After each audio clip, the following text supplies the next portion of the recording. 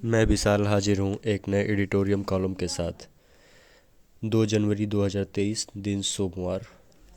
एडिटोरियम column का नाम है नववर्ष में बने सहमति का नया विमर्श, जिसके लेखक हैं हृदय नारायण दीक्षित, जो कि उत्तर प्रदेश विधानसभा के पूर्व अध्यक्ष भी रह चुके हैं।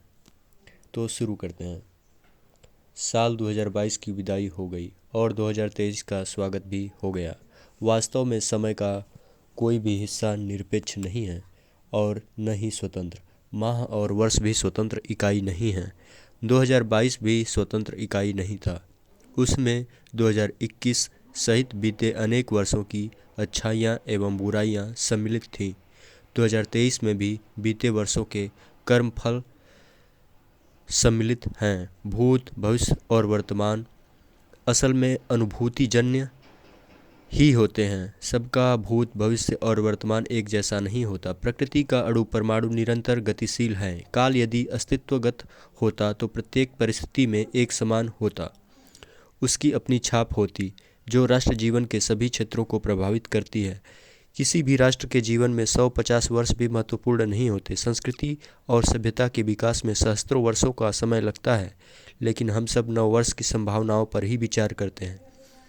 संसदीय जनतंत्र में राष्ट्र निर्माण के सूत्रों पर निरंतर विमर्श की आवश्यकता होती है। विगत 8 वर्षों से राष्ट्र जीवन के भिन्न भिन्न क्षेत्रों में आशा और उमंग का प्रवाह है।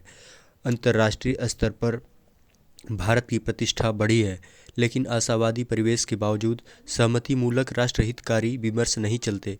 यहाँ हास्यास्पद विमर्श मूल विमर्श में सेंधमारी करते हैं। अभी एक नेता ने अपने बड़े नेता को राम और स्वयं को भरत बताया।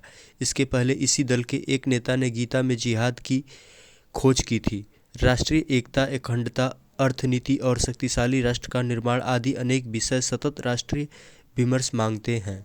कार्यपालिका, विधायिका और न्यायपालिका मूलभूत संवैधानिक संस्थाएं हैं। इनकी प्रतिष्ठा महत्वपूर्ण है। इनके कामकाज और दायित्व बोध पर शालीन विमर्श आवश्यक है। पर्यावरण और भूमंडलीय तापवृद्धि, अंतर्राष्ट्रीय बेचैनी है। इन सब पर भी सतत राष्ट्रीय विमर्श की आवश्यकता है। संसद और विधानमंडलों की कार्यवाही का समय घट रहा है। महत्वपूर्ण विधेयकों पर भी सार्थक चर्चा नहीं होती। सदनों में बाधा गहन राष्ट्रीय चिंता है। न्यायालयों में लाखों मामले लंबित हैं। न्याय व्यवस्था को त्वरित बनाने के लिए राष्ट्रीय विमर्श नहीं होते। मूलभूत प्रश्न है कि क्या साल 2023 में राष्ट्रीय विमर्श के मुद्दों पर आम सहमति बनाई जा सकती है। प्रश्न बड़ा है, इसलिए राष्ट्रीय चिंता के प्रमुख विषयों पर सर्वसम्मत सूची बनाई जानी चाहिए। पक्ष विपक्ष को मिलकर आम सहमति बनाने का साझा प्रयास करना चाहिए। इसमें पहले मुद्दों के चयन पर आम सहमति बने और फिर साझा प्रयास हो। तदोपरांत उन मुद्दों के समाधान के लिए साझी सक्रियता पर सहमति बनाए जाए। इससे असंभव को भी संभव बनाया जा सकता है। वस्तु एवं सेवा कर यानी जीएसटी में तमाम बाधाएं थी। कुछ लोग इसे अव्यवहारिक बता रहे थे। उस पर सार्थक विमर्श हुआ और जीएसटी अस्तित्व में आया। कर संग्रह में हो रही निरंतर बढ़ोतरी के साथ अब उसके लाभ प्रत्यक्ष दिखते हैं। इसी प्रकार जजों की नियुक्ति का मसला किसी न किसी रूप में जटिल दिखाई पड़ रहा है। राष्ट्रीय न्यायिक नियुक्ति आयोग यानी एनजेएसी पर संसद के दोनों सदनों और राज्यों के आधे से ज़्यादा विधानमंडलों ने मुहर लगाई। यह भारत की विधि बन चुका है। माननीय न्यायालय ने इसे संविधान के मूल ढांचे के विरुद्ध बताया, जबकि संविधान में मूल ढांचे का ही उल्लेख नहीं। सर्वोच्च न्यायालय के प्रति देश में आदर भाव है।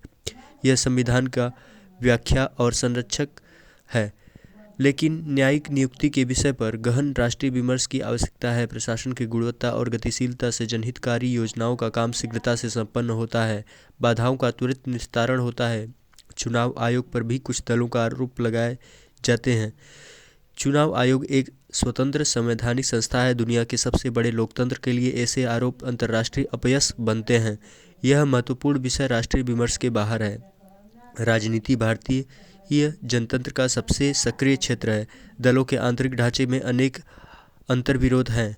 विचारनिष्ठ राजनीतिक अभियान अपने मूल रूप में राष्ट्रीय विमर्श होते हैं। इनका प्रभाव जनता पर पड़ता है, लेकिन अभियान और विमर्श की भाषा बहुत शालीन नहीं होती है। आरोप प्रत्यारोप शत्रुभाव बढ़ाते हैं। राजनीति पर सतत राष्ट्रीय विमर्श चलाना कठिन काम नहीं। जनतंत्र की सफलता के लिए आदर्श दल तंत्र अपरिहार्य है। राजभाषा का विषय संवेदनशील रहा है। भाषा संस्कृति की संवाहक होती है। राष्ट्रीय नवजागरण प्रदेश में चर्चा है। सभी पक्षों के साथ साझा मंच बनाने और तदनुसार आगे बढ़ने की आवश्यकता है। वामपंथी इतिहासकार एवं लेखक भारतीय संस्कृति को सामासिक कंपोजिट बताते रहे हैं। वे भारत को कई संस्कृतियों का देश मानते हैं। बेशक विभिन्न राज्यों के रीति रिवाज भिन्न हो सकते हैं, किंतु सब संप्रभु भारत के अविभाज्य अभिन्न अंग हैं। संस्कृति एक है। इतिहास बोध सभी राष्ट्रों के लिए अनिवार्य गौरव बोध होता है।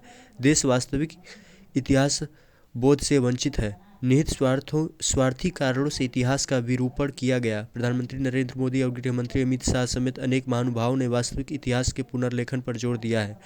इसके तथ्य भी हैं कि इतिहास के साथ छल हुआ है। इतिहास को तथ्यपरक वैज्ञानिक दृष्टिकोण से लिखा जाना जरूरी है।